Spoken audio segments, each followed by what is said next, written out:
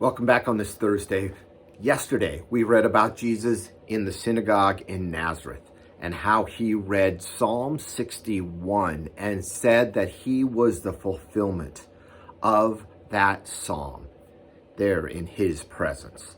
We read of the response. Now we're going to start with verse 22 and go through verse 30. And all spoke well of him, of Jesus, and marveled at the gracious words that were coming from his mouth. And they said, "Is this not Joseph's son?" And he said to them, "Doubtless you will quote to me this proverb, 'Physician, heal yourself. What we have heard you did at Capernaum, do here in your hometown as well." He said to them, "Truly I say to you, no prophet is acceptable in his hometown. But in truth, I tell you, there were many widows in Israel in the days of Elijah, when the heavens were shut up 3 years and 6 months, and a great famine came over all the land. And Elijah was sent to none of them but Zarephath, in the land of Sidon, to a woman who was a widow. And there were many lepers in Israel in the time of the prophet Elisha, and none of them was cleansed, but only Naaman the Syrian.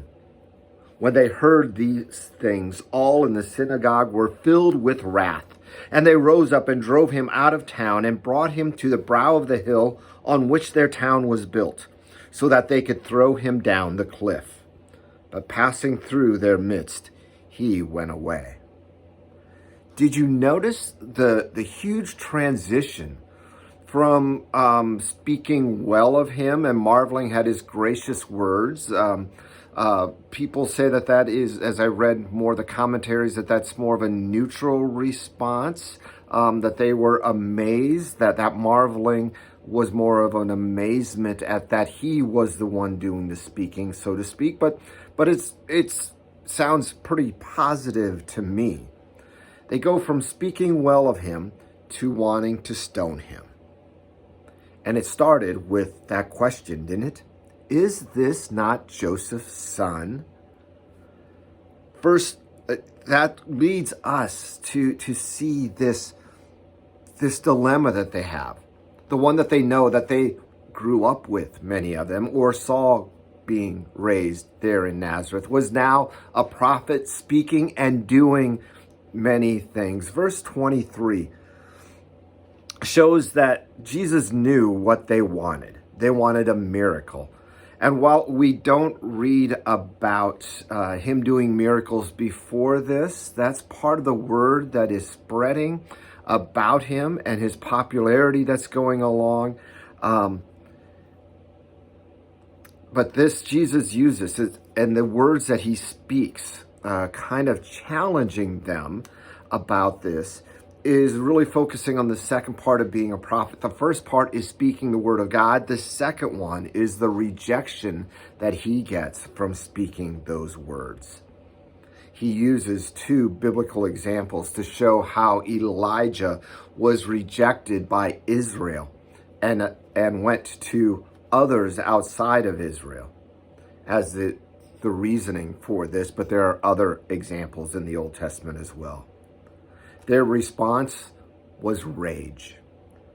Rage to the point of wanting to kill him.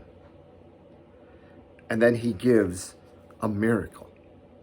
Even though they were asking for one, and it's not stated as a miracle, one happens. He passed through them unharmed. This angry crowd that was going to throw him over the cliff, he was able to slip away unseen, unhandled, because it was not his time. Now, all of this part, this rejection of Jesus in Nazareth, points forward to the greater rejection that he would feel and have against him of all of Israel as he hung on the cross. In fact, the rejection of the world, the rejection of God himself. He was crucified. He was rejected by his own people, by the leaders of the Jews.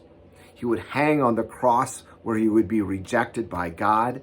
In a way, he's rejected by us as well foreshadowing, again, what will happen later on at the end of this book in the crucifixion.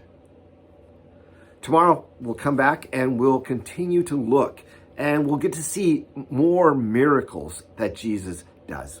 We'll see you then. God bless.